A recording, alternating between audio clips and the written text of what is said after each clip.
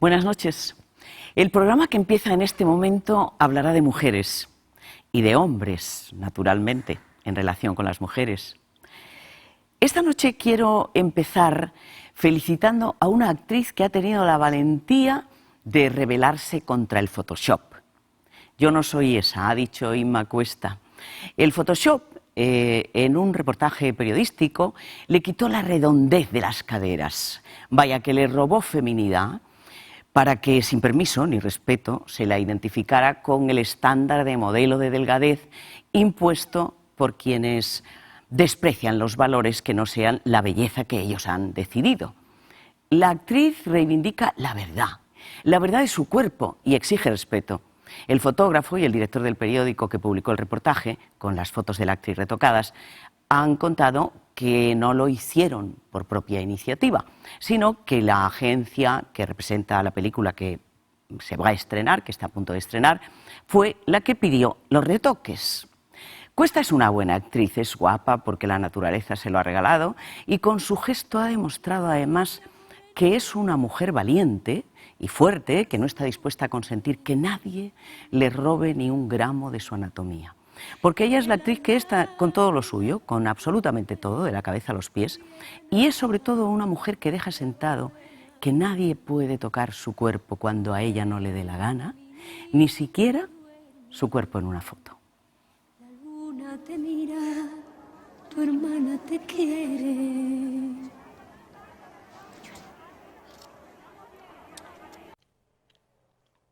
Ay, mi niña morenita, no te asustes con mi pena, que las lágrimas que corren riegan a la hierba buena. Duerme, mi niña, duerme, la luna te mira, tu madre te quiere. Don't you see this is me?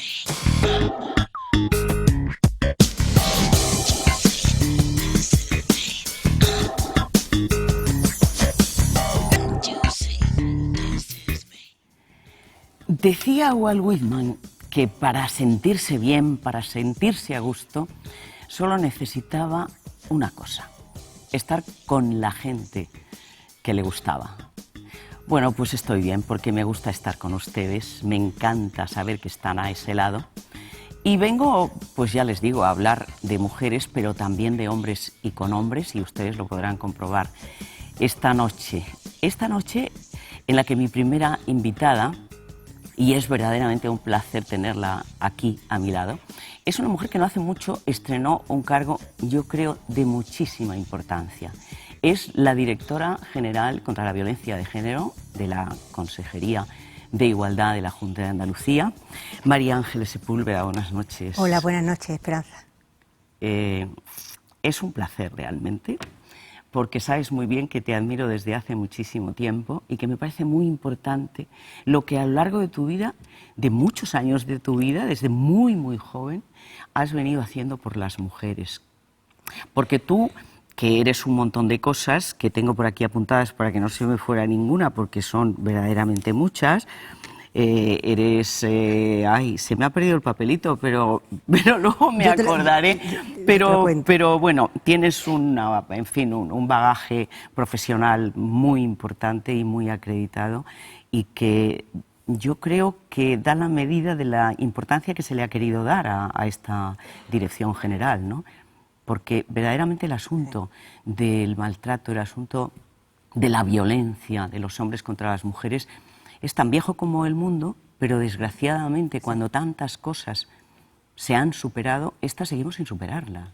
Sí, Esperanza, como tú has dicho, es un tema de primera mano, de primera importancia en la Junta de Andalucía. Ya sabes que es una apuesta muy importante de nuestra presidenta en la política específica y en las políticas transversales, de la igualdad en general y, por supuesto, contra la violencia de género particularmente. Porque la violencia de género, como tú muy bien sabes, Esperanza, compañera además en muchos foros, la violencia de género ha existido desde siempre, ha existido durante siglos. Y es verdad que aunque hemos dado muchos pasos adelante, pero es que todavía nos queda mucho por hacer. Esa es la gran y triste realidad. Nos queda mucho por hacer y en este momento hay una sensación como de que mientras parecía que estábamos avanzando, algo estaba pasando por debajo que de pronto se ha revelado de una manera verdaderamente bárbara, ¿no? Con una cantidad de mujeres asesinadas verdaderamente terrible y con un acoso que sufren ya las niñas, las adolescentes. Mira, Esperanza, es verdad que se ha revelado. Desgraciadamente, el número de mujeres asesinadas se mantiene casi estable. Eso es una triste realidad.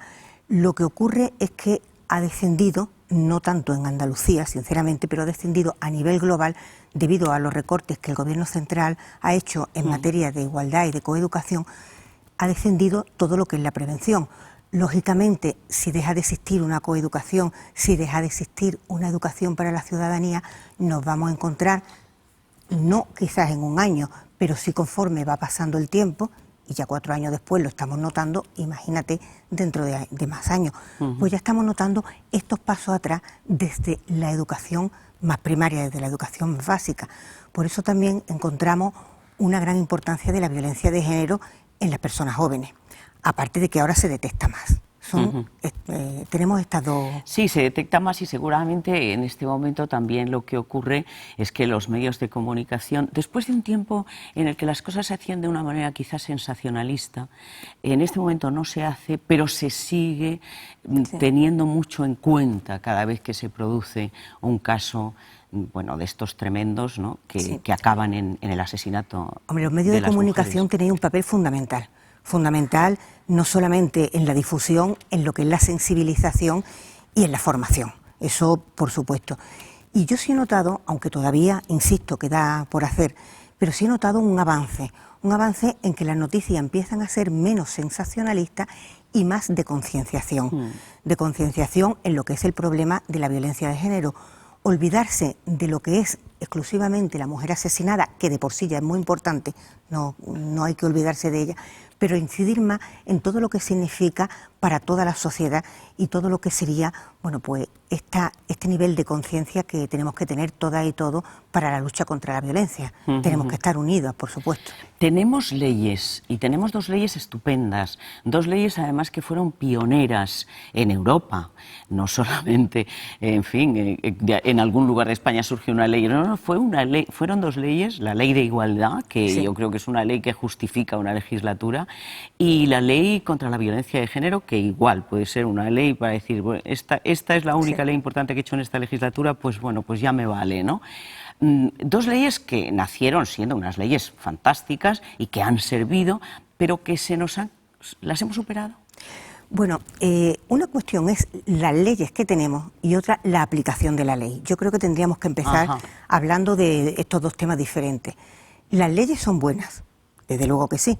También tenemos 2 leyes en Andalucía de desarrollo andaluz que están además ahora, como sabe, en proceso de evaluación, ¿no?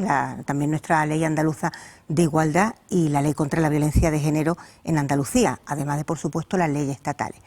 Lo que ocurre es que estamos ante un problema tan grande, un problema de tantos siglos, en magnitud, en cantidad y en calidad, desgraciadamente, que la ley solo no es suficiente para conseguir erradicarla. Entonces, más que la ley quedarse corta, yo diría que no siempre puede ser de aplicación, y vuelvo a repetir lo que antes se comentó, estuve diciendo, a medida que vamos coartando todo lo que es la posibilidad de aplicar las leyes con estos recortes, lógicamente... ¿Pero necesita reforma esa ley? Hombre, la ley siempre hace falta ponerla y adecuarla a la vida diaria. Eso, lo que ocurre es que primero van los cambios sociales y las leyes acompañan los cambios sociales. Pero claro que sí, que las leyes siempre es bueno evaluarlas y, por supuesto, hacerle todas las modificaciones que sean necesarias.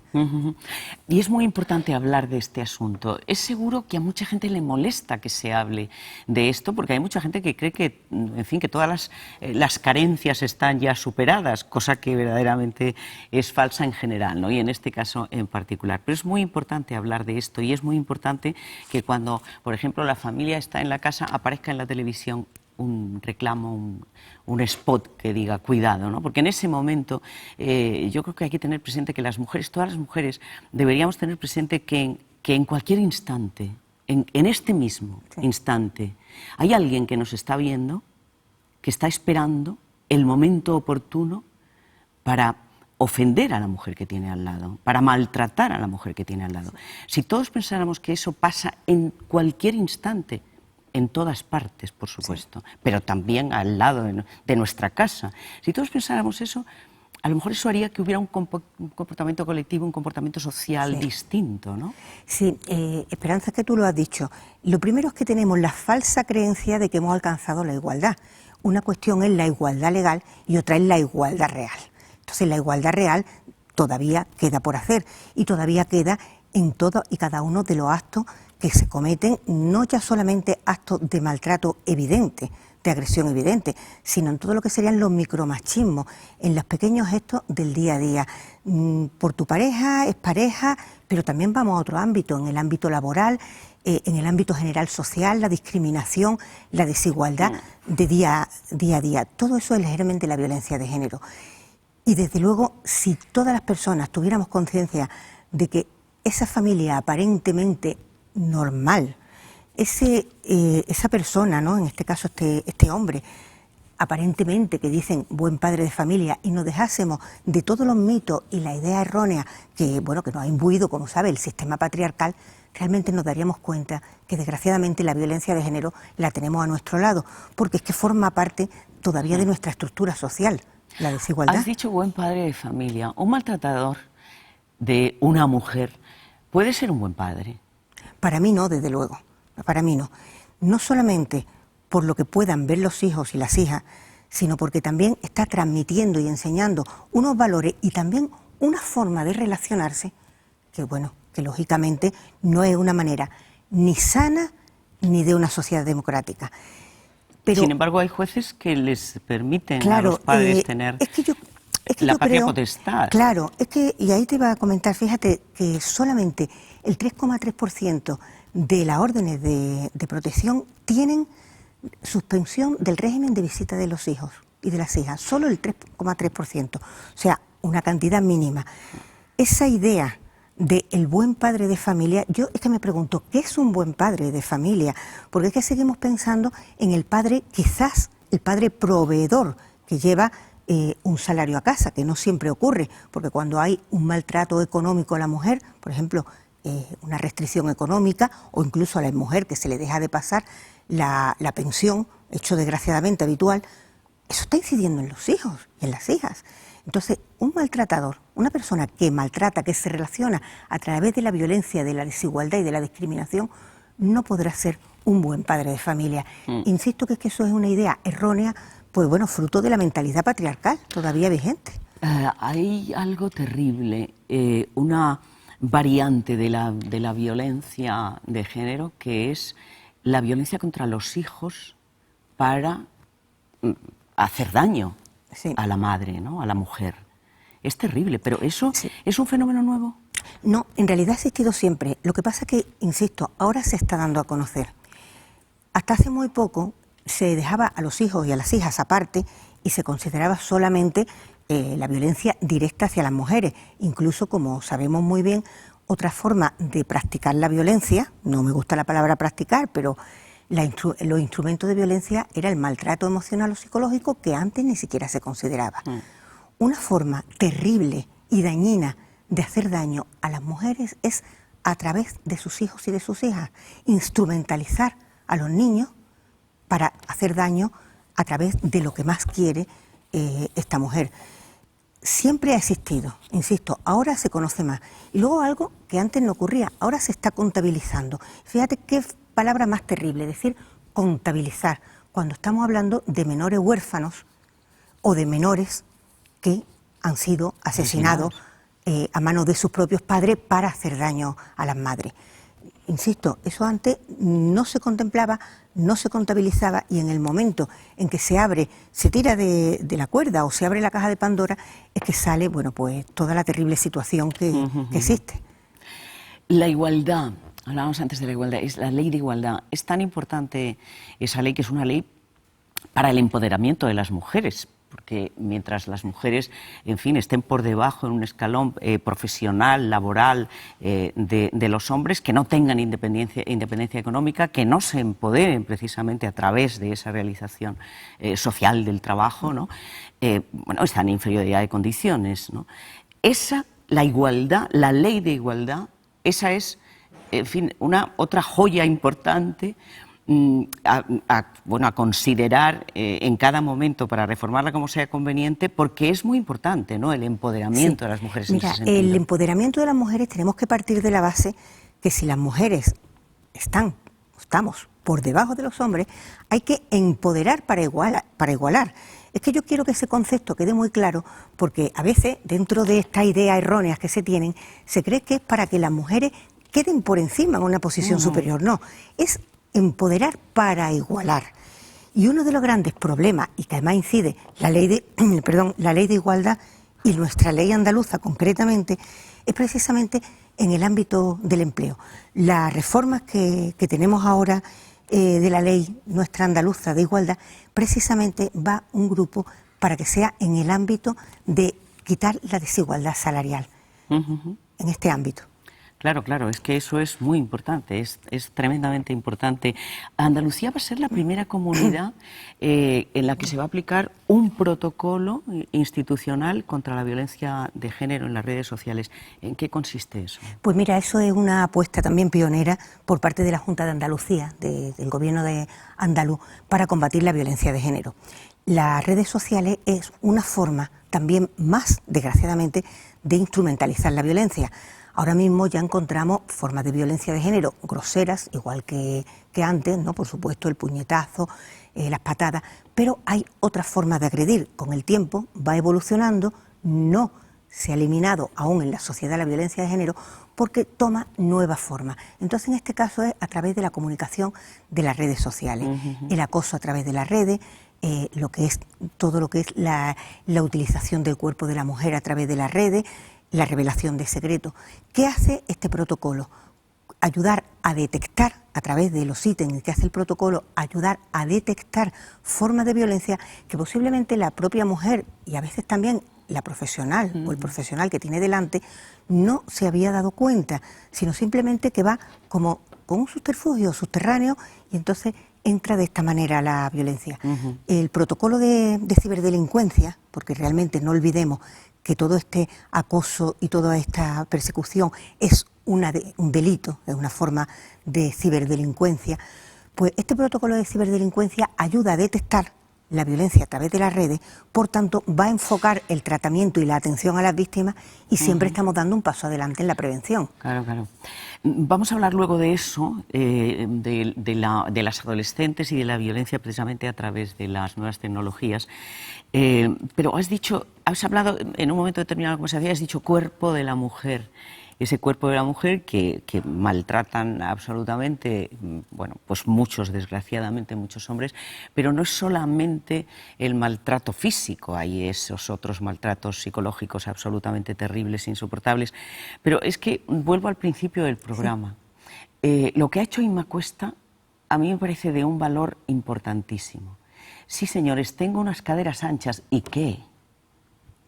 Claro. ¿Y qué? Y además, no toque usted mi cuerpo hasta que yo no quiera, sea en una foto o sea, en fin, físicamente, ¿no? Sí. Yo creo que es un gesto muy importante, muy valiente. Yo la felicito de verdad, de corazón, es un gesto valiente, importante, que se debería además de continuar por parte, bueno, de todas las personas en general, pero toda la persona que además su imagen también es su instrumento de trabajo, claro, me parece aún más. Porque ten en cuenta que el maltrato a las mujeres no solamente es de tú a tú, es que estamos hablando también de un maltrato social y existe un maltrato también a través de lo que significa el estereotipo de la imagen, tener que entrar en unos cánones estrechos de cómo se debe ser y todo lo que se salga del deber ser va contra... Sí, además generalmente, en fin, es un modelo que instituyen unos cuantos que luego viven de eso, ¿no? Efectivamente. Viven de eso, ¿no? En fin, yo creo que hay una cosa que has hablado también antes, que es la educación, la coeducación. Porque, claro, una piensa, todos los maltratadores han ido a la escuela. Entonces, algo ha faltado. Algo ha faltado desde la escuela, ¿no? Claro, lo primero que tenemos que educar con mirada de género. Eso es muy importante. Hace unos años no existía, después ha empezado a implementarse. Yo tengo que decir que en la Junta de Andalucía se sigue educando con mirada de género y además existen, como ya sabe, específicas políticas de igualdad al respecto. Pero educar con mirada de género significa creer en la igualdad y en la conciliación, pero desde siempre. ¿Qué ocurre? Que encontramos primero quien no ha recibido esa educación antes y después una dicotomía a veces en la educación que se recibe y en la imagen y en otros valores, por llamarle de alguna manera, que se están transmitiendo. Entonces estamos a lo mejor intentando coeducar, mientras que paralelamente nos están bombardeando pues, con otras circunstancias que inciden todavía más en la desigualdad. Según tú, ¿qué importancia tiene que frente a las leyes o al lado o en acompañamiento con las leyes estatales haya dos leyes de igualdad y de violencia de género en Andalucía? ¿Qué importancia tienen esas leyes autonómicas? Hombre, la importancia es altísima. Está mostrando, primero, la apuesta de nuestro gobierno por la igualdad y contra la violencia de género. Una apuesta que además se ve puesta de manifiesto en el día a día. Vamos, yo puedo decir que así como a nivel general de España han disminuido el número de denuncias, por ejemplo, en Andalucía ha aumentado. Esto puede parecer erróneamente que es negativo, pero no es positivo, porque significa que el problema sale a la luz. Entonces, primero es una apuesta importante por la igualdad y además es un compromiso, insisto en lo que dije antes, un compromiso específico pero también transversal, porque es que incide a su vez en todas las políticas. Tenemos hasta los presupuestos. ¿Hay conciencia en todas las consejerías de la necesidad que la consejera de Igualdad ha hablado de eso, de la necesidad de la transversalidad? ¿Hay conciencia en todas las consejerías de esa necesidad? Yo pienso que sí que hay conciencia, pero además de haber conciencia, aquí estamos para que aún... Para que nazcas donde no estés. Pero ¿no? bueno, hay conciencia, hay conciencia. Hay una campaña que tenéis preparada para jóvenes, El amor no se mide. Cuéntanos. Bueno, la campaña se va a presentar mañana, es una campaña del Instituto Andaluz de la Mujer y es una campaña dirigida a la juventud. No quiero adelantar puesto que mañana se presenta, pero es una campaña dirigida a la juventud que precisamente quita e intenta eliminar todos los estereotipos y mitos sexistas que fundamentan la desigualdad. Claro. Vamos a seguir hablando precisamente del acoso y del maltrato a través de las redes sociales a las adolescentes, que es algo verdaderamente terrible. Y antes de acabar de momento contigo esta entrevista, voy a decir lo que no he dicho antes, porque me parece muy importante. Eres doctora licenciada en Medicina, especialista en Medicina Legal y Forense, experta en malos tratos y violencia de género, victimología y mediación familiar, es decir, una garantía en esa dirección general contra la violencia de género. Y además vienes de tu inquietud juvenil, en la que, bueno, fuiste una de las fundadoras de AMUVI, que es una asociación que sigue, bueno, pues muy importante y muy referente contra la violencia de género, contra todo tipo de violencia, ¿no? Sí, yo te doy la gracia, Esperanza, pero no lo podemos personalizar en mí. Yo a lo mejor estoy en este momento la cara visible. Aquí hay un gran equipo, por supuesto, desde el gobierno de la Junta de Andalucía, pero también un gran equipo de funcionarios, todo tipo de personas y, por supuesto, movimiento social que está contra la violencia de género y que está apoyando. De hecho, como sabe, va a haber una gran marcha a Madrid contra la violencia de género el día 7 de noviembre. Esta marcha va a haber un grupo numeroso, importante de Andalucía, que me gustaría muchísimo que todo el mundo, no es que se sintiera invitado o invitada, sino que viniese a apoyar, y en esta marcha pues vamos a confluir de distintos puntos de España. La visibilidad de este tema es absolutamente fundamental. Vamos a seguir enseguida. No se vayan, porque lo de la comunicación es un milagro, pero no hay milagro si ustedes no están a ese lado. Enseguida volvemos.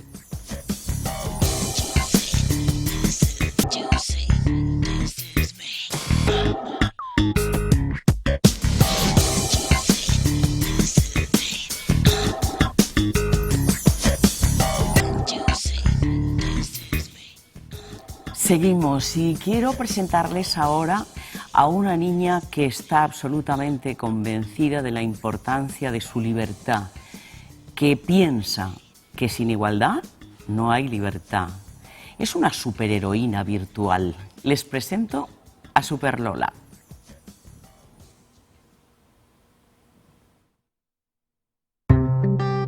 Super Lola.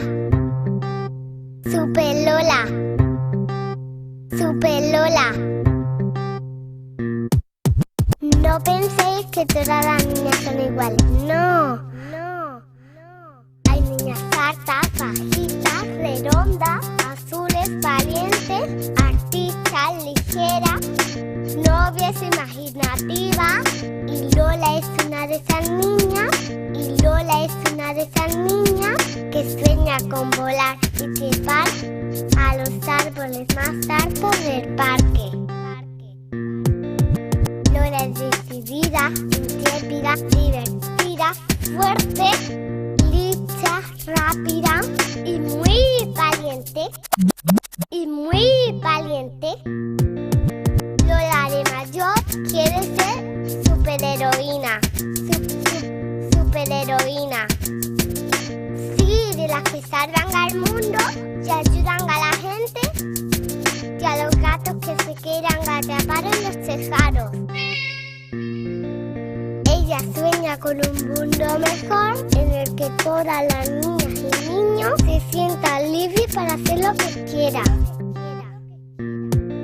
Y claro, como no podía ser menos, Lola se lleva todo el día jugando con la capa mágica que una vez le hizo su madre. Y corre por la calle saltando como loca, corriendo y haciendo ejercicio para ser cada vez más fuerte, para ser cada vez más fuerte. Ya que salvar el mundo es un trabajo muy duro y requiere fuerza, inteligencia y valentía. Lola anda con su capa mágica por todos los rincones. Trepa los árboles, lee libros de mujeres valientes que cambiaron el mundo. Construye torres con sus piezas de colores. O corre con su super patín supersónico, diciendo: soy Super Lola, la superheroína que más mola. Soy Super Lola, la superheroína que más mola. Soy Super Lola, la superheroína que más mola. Soy Super Lola, la superheroína que más mola.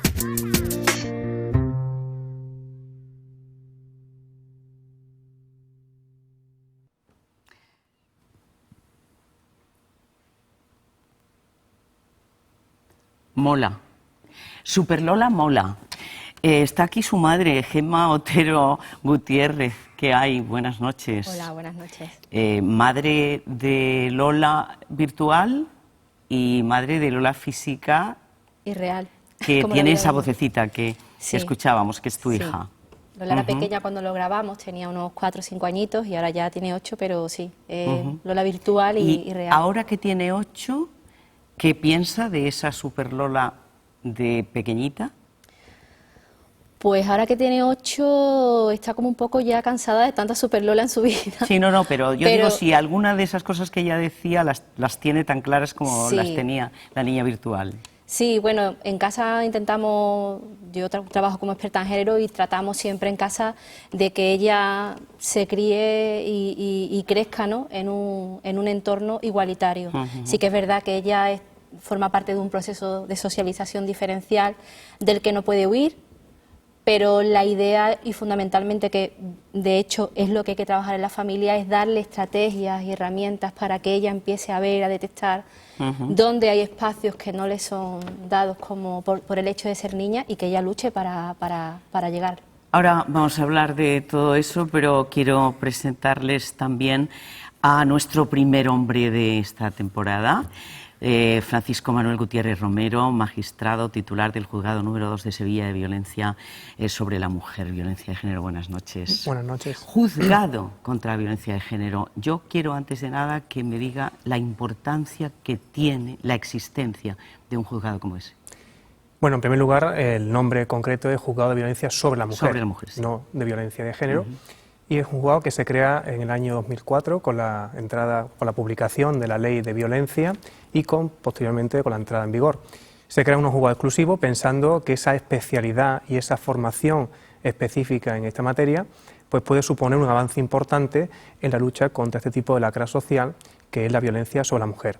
Juzgado de violencia que tiene competencias exclusivas, única y exclusivamente en materia penal y en materia civil dentro del círculo o el ámbito de la violencia sobre la mujer y en algunos casos en concreto también sobre los menores o descendientes. También hay que indicar que estos juzgados se crean en el año 2004, pero con carácter exclusivo solamente un total de 166 juzgados en toda España. ¿Que son insuficientes? Que son evidentemente insuficientes. En las provincias más importantes pues se crean estos juzgados exclusivos. En Sevilla tenemos la suerte, junto con Valencia, con Madrid y con Barcelona, de tener estos juzgados exclusivos, 4 o más juzgados que hacen funciones de guardia y que por tanto desarrollan una labor continua en materia de violencia. En cambio, en otros lugares o en otros partidos judiciales más alejados de la provincia, pues son los juzgados ordinarios con competencias civiles y penales quienes asumen esta competencia en materia de violencia, lo cual supone pues un avance relativo y existiendo, por tanto, dos tipos pues supongo de que los justicia. procesos serán más lentos y además sin la especialización que supone ya estar en un juzgado como este. Claro, evidentemente supone pues tener una doble justicia, un doble rasero en este sentido, una justicia de primera calidad en las provincias con estos juzgados exclusivos, rodeado de todos y cada uno de los recursos, equipo psicosocial, ministerio fiscal, equipo forense, traducciones, intérpretes, etcétera.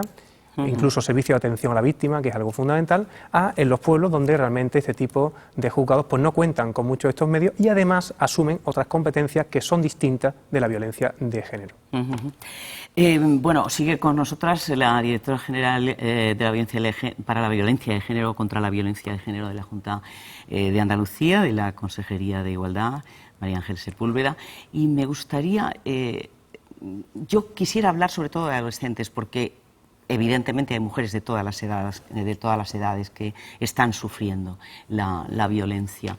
Pero las adolescentes, el problema de las adolescentes yo creo que es algo que nos debe preocupar muchísimo, absolutamente, porque son candidatas a todo el horror que otras mujeres mayores, en fin, lo están siendo, incluso candidatas a ser asesinadas en algún momento. Las cosas hay que decirlas tal como son, no es sensacionalismo, ¿no? Las niñas, las chicas, las adolescentes que se dejan controlar por los chicos, por sus novios, ¿cómo podemos entender ese fenómeno en una sociedad en la que han crecido, en la que ya ha habido leyes y de alguna manera está en la sociedad el discurso, ¿no?, contra la violencia? Yo estaba comentándole a Gemma hace un momento que es una opinión, ¿no?, que parece que cuando se llega se está haciendo una coeducación, se está educando en la igualdad y de pronto cuando va llegando la fase de la pubertad final y la adolescencia se dan paso atrás. Y creo que se dan paso atrás sobre todo por el tema del mito del amor romántico. El mito del amor romántico y de nuevo lo que antes hablábamos, Esperanza, de los estereotipos de la imagen. Todos estos mitos, la creencia de la entrega ante todo, de amar hasta la muerte, hasta morir, todas estas situaciones que al fin y al cabo lo que están generando es una desigualdad, nos da paso atrás. Y yo quiero recordar que no es ya solo que una chica se deje controlar, es que el chico debe respetar y nunca confundir celos con amor, ni control y posesión con lo que es amor. Pero tanto los chicos ejercen esa violencia con esa autoridad que se creen que tienen, tranquilamente entienden que eso es así, sino que las chicas lo aceptan realmente, ¿no? Sí, en este sentido sí es importante destacar que gran parte de las denuncias que a diario ingresan en los juzgados de violencia versan sobre las redes sociales o la mala utilización de esas herramientas como Internet, como Facebook, como Twitter, como WhatsApp, en el cual generalmente, no siempre, pero generalmente adolescentes suelen utilizar como medio de control hacia la otra parte y como herramienta para, digamos, manipular y someter la voluntad de la otra persona. Redes sociales que evidentemente tienen una repercusión, por supuesto también en los distintos medios de comunicación, que en nada ayudan en muchos casos a que se pueda ver la realidad o la transparencia de esta situación de violencia que nosotros llamamos de violencia cibernética o violencia a través de las redes sociales, que es algo importante que hay que atajar y que hay que intentar solucionar en la medida de lo posible. ¿En qué sentido hablas de la responsabilidad de los medios en este asunto concreto? Sí, vamos a ver, en muchas ocasiones los medios de comunicación suelen, a la hora de exponer una noticia, algún tipo de documental, utilizando una serie de palabras que no llevan a cabo o no siguen esa política de igualdad que prevé la Ley de Igualdad de Oportunidad entre hombres y mujeres. De manera que ese lenguaje sexista a veces ya se empieza a utilizar en los medios de comunicación y luego se traslada al resto de redes sociales, pero a veces la pionera o el primer paso lo dan en muchos casos esos medios de comunicación sin la formación necesaria para que ese lenguaje, que luego tiene que repercutir en todos los aspectos, incluso en el jurídico, evidentemente cada vez las resoluciones y las sentencias tienen que adaptarse a un lenguaje no discriminatorio, un lenguaje que trate por igual al hombre y a la mujer y que los términos se utilicen en sus debidas acepciones. Gemma, ¿tú qué detectas cuando tú vas con Superlola a colegios y a institutos? Cuando tú entras en contacto con esas chicas que ya están sufriendo esa violencia, ¿se detecta? ¿Tú qué notas? ¿Qué detectas? Se detecta la primera. Yo siempre, antes le comentaba aquí al compañero que siempre que entro en un aula, en un instituto, les hago siempre la misma pregunta. Es algo que es una fórmula que me funciona muy bien. Siempre les pregunto, bueno, ¿qué tal estáis de igualdad? Y siempre me dicen, estamos estupendamente. ¿Por qué piensan que están estupendamente ese diario, ese espejismo de la igualdad? Pues porque es una época, una etapa de la vida donde los niños y las niñas, los chicos y las chicas empiezan a unirse. Ya empiezan a tener relaciones afectivos sexuales, ya empiezan a acercarse un poco más. Entonces, bueno, se tratan como colegas y piensan que, bueno, que viven en una situación igualitaria. Y siempre les hago la misma pregunta. Les pregunto a los chicos y a las chicas, bueno, cuando un chico vive su sexualidad de una forma libre, plena y como le da la gana, ¿qué pensáis de él? Y bueno, pues los adjetivos calificativos siempre son buenos. Mi héroe, macho más, yo quisiera ser como él. Y entonces le doy la vuelta a la tortilla y les pregunto siempre lo mismo. Bueno, ¿y qué pensáis de aquellas chicas que viven su sexualidad de una forma plena, de la forma que les da la gana, de una forma libre, que sienten su cuerpo como les da la gana? Y bueno, pues ahí todo se desvanece. Entonces salen adjetivos calificativos muy fuertes, no solo también desde los chicos, sino también de las propias chicas, porque tienen muy normalizado que la sexualidad en las chicas se vive de otra forma. Y en ese sentido estamos en la prehistoria, sí. Realmente. Es verdad que hay una intolerancia absoluta a ese comportamiento femenino, ¿no?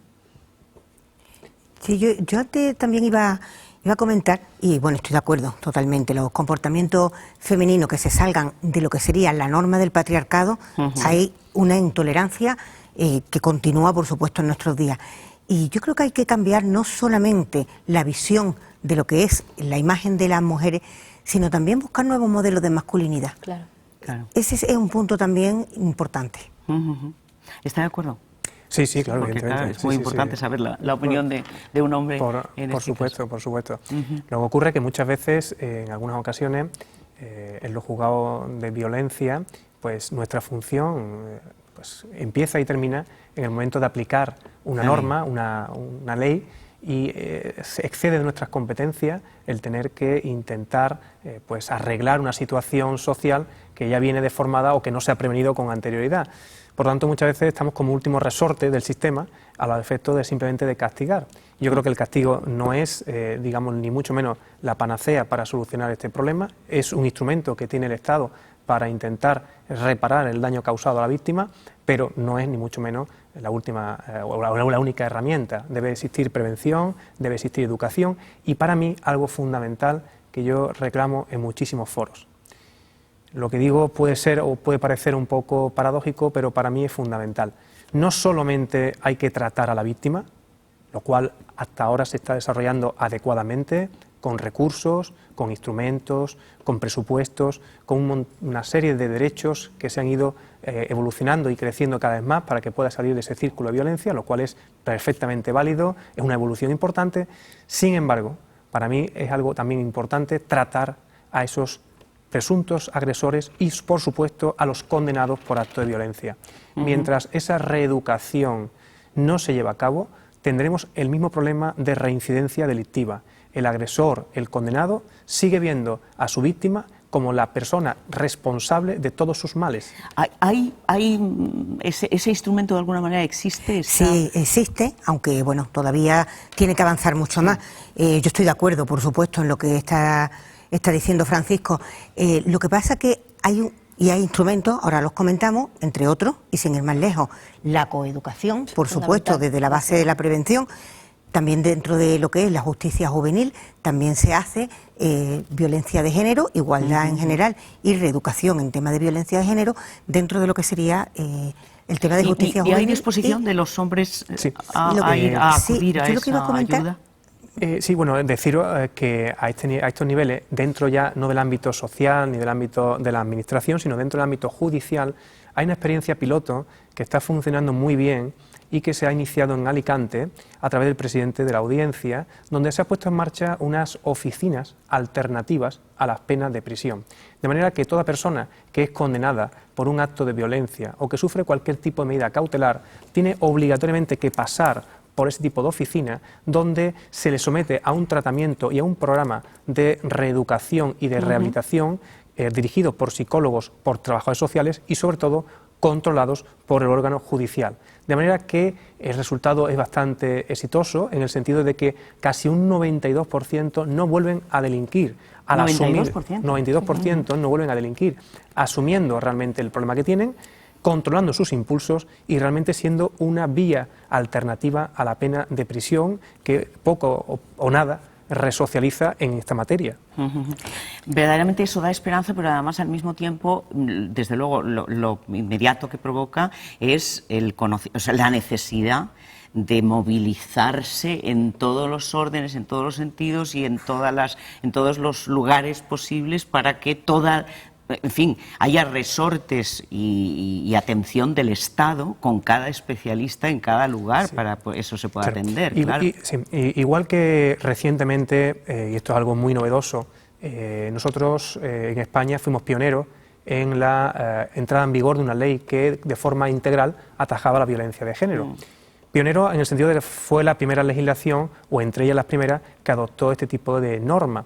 Pero se ha ido desarrollando una serie de normas europeas, internacionales y a nivel de la Unión Europea, entre las cuales se prevé o se estableció un convenio, que fue el Convenio de Estambul del año 2011, que ha sido incorporado por España a nuestra norma a través de la reforma del Código Penal. En esa reforma, fundamentalmente, se prevé que la víctima pueda recurrir a distintos servicios sociales o de orientación jurídica o de asesoramiento previo sin necesidad de presentar denuncia. Es decir, no estamos limitando ni estamos condicionando la denuncia para que la víctima pueda ser tratado o pueda ser tratada en este caso. Bien, eso mismo creo yo que debería también aplicarse en el ámbito de las personas que hayan sido o que hayan tenido problemas de violencia. ¿Por qué? Porque esperamos, y es paradójico, a que un señor cometa un delito grave para que sea tratado en el centro penitenciario con un tratamiento específico. Pero ¿quién ingresa en prisión? Aquellas personas que han cometido un hecho delictivo grave, con una pena grave. Sin embargo, el 60 o el 65% de los supuestos que son delitos menos graves no requieren, en algunas ocasiones, tratamiento de reeducación. Eso está generando una reincidencia delictiva que se puede atajar en la práctica si se adoptara algún tipo de medida desde el ámbito bien de la administración pública, bien desde el ámbito de la justicia, pero de forma coordinada. De manera que es importante ese dato de que hasta ahora la víctima se veía muchas veces entre la espada y la pared a la hora de presentar la denuncia para poder acceder a todo tipo de ayuda. Hoy ya no es necesario la denuncia para que pueda acceder y obtener información de todos aquellos aspectos relacionados con la violencia. Un avance absolutamente importante, decisivo, ¿no? Sí. Vamos a la escuela, porque me parece fundamental. La escuela y la familia, porque claro, evidentemente en casa se aprende, yo creo que lo más importante de todo lo que se puede aprender en la vida, para bien y para mal. Y tienen que complementarse. La escuela es un complemento solamente, porque el lugar, supongo que estaréis de acuerdo, donde verdaderamente se educa es en el seno de la familia, ¿no? Pero la escuela es muy importante también. La escuela es fundamental. ¿Qué se hace? ¿Qué hay ahora que se note que hay una preocupación porque los chicos y las chicas, bueno, vayan en la misma dirección y, en fin, y juntos en en compañía y respeto, ¿no? Yo siempre, vamos, yo como experta en género y como coeducadora, yo apuesto por la coeducación siempre, en todas las etapas de la vida. O sea, desde que somos niñas y niños, pasando por la adolescencia, incluso ya en la edad adulta. Los niños y las niñas, cuando son muy pequeñitos y muy pequeñitas, en los primeros años de vida, el principal agente socializador es la familia. Una vez que entran en la escuela se convierte en un gran socializador y en un punto de referencia. Ya cuando van siendo más mayores, el siguiente elemento, el siguiente agente socializador es el grupo de igual, y los medios de comunicación y las nuevas tecnologías se han convertido, creo que, en el agente socializador por excelencia. Es que cuando trabajas con niños y niñas en las escuelas te lo piden, es que es mágico, es que no os podéis imaginar la cantidad de niños que me sorprenden a diario contándome que quieren jugar con muñecas, que piensan que el valor del cuidado y de la familia es importante, niñas que te piden y que sienten que existe otra forma de vivir y de relacionarse. Cómo sexualizamos las relaciones de los niños y las niñas desde muy temprana edad, cómo cuando, por ejemplo, en un grupo de niñas aparece un niño se les llama el gallito del corral, cómo se hipersexualiza a las niñas. Entonces, cuando empiezas a trabajar la educación para la igualdad, los niños y las niñas se sienten muy bien, porque además se sienten que se crea un espacio de libertad absoluta. Claro. Te lo demanda. Y es un asunto de tan pequeños detalles, continuamente pequeños detalles, ¿no? El hecho que diga un niño que quiere jugar con muñecas o con una cocinita y los padres no lo entiendan, Claro. Empieza a producirse, bueno, una rebeldía del niño y desde luego una infelicidad, por supuesto. Pero en el asunto de las nuevas tecnologías, porque no sabéis lo rápido que pasa el tiempo en la televisión y en la radio, muy rápido. En el asunto de las nuevas tecnologías hay un problema, y es que los padres, claro, no tienen ese acceso que tienen ellos, que tienen los jóvenes y las chicas, las adolescentes, que están creciendo con eso. Los padres, bueno, hay en general desconocimiento, ¿no? Con lo cual tampoco ahí es difícil, en fin, detectar el acoso, ¿no? y el maltrato. Y quizá ese es un problema muy importante, ¿no? Sí, bueno, el tema de las redes sociales, de los medios en general, a través del cual pues, se utiliza hoy día, es un problema no solamente en el ámbito familiar, que por supuesto pues, tendrán cada uno, cada padre, cada madre, su responsabilidad en el control. Internet es una ventana abierta al mundo que, mal utilizada, pues produce una serie de consecuencias muy negativas. Pero también en el ámbito judicial observamos que no hay clases, es decir, que este tipo de utilización indebida de las redes sociales se producen con independencia de la situación social, económica, incluso familiar. Hay adolescentes, tanto hombres como mujeres, de todo tipo de clases sociales. No solamente pensamos que son clases marginales o clases con pocos recursos, sino que a mayor recurso, mayor es la inventiva y mayor es la intensidad para intentar manipular la voluntad de otra persona. Son muy comunes e incluso habituales en muchos casos utilizar esas relaciones íntimas a tan temprana edad, en el cual se hacen fotos, se hacen vídeos, como medio para controlar o extorsionar en el caso de que se decida romper la pareja o esa situación de relación. Si no me haces caso, pongo una foto tuya desnuda. Correcto. Mira, esto hasta hace poco tiempo había un vacío legal tremendo, de manera que era una impunidad absoluta porque, salvo que fuera reiterado y grave, se podía calificar como un delito de coacciones. Sin embargo, el legislador, a la vista de esa situación actual, no solamente ha previsto la divulgación de vídeos sin el consentimiento de su titular, lo cual está previsto como un delito contra la intimidad, sino que ha previsto una nueva forma de tipología en materia de violencia, que es lo que nosotros denominamos hostigamiento o acoso, es decir, de forma grave, de forma reiterada, alterando la vida ordinaria y cotidiana de la persona, hacerle seguimiento, hacerle llamada telefónica, colgar su teléfono en un chat, incluso hacer publicidad o utilizar de forma indebida sus datos para adquirir mercancías en otros tipos de prestaciones. Y eso es muy importante saberlo, y es muy importante que los padres sepan eso para tener cuidado y tratar de detectar que su hija puede estar sufriendo algo como eso, ¿no? Bueno, lo he dicho, el tiempo nos ha dejado así, pero de todas maneras me parece que de esto es de algo de lo que se tiene que hablar de vez en cuando. Entonces me encantaría volver a citaros aquí, que volvierais a querer venir para para hablar de este asunto que me parece absolutamente fundamental. Nos vamos, volvemos el próximo miércoles. Muchas gracias por habernos acompañado a ese lado y por favor, si tienes miedo, si estás sufriendo, tienes que gritar, salir corriendo, como dice Amaral en esta canción.